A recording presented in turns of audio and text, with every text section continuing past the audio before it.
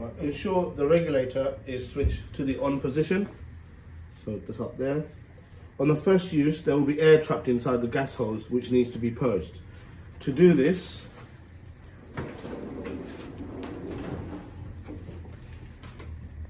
push the control down at the pilot spark position for 60 seconds.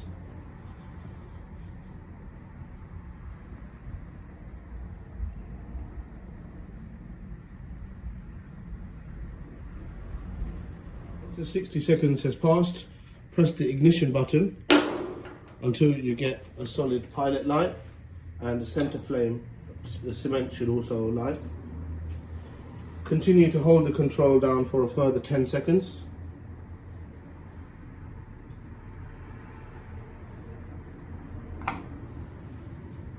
And you should be able to then select your desired heat setting.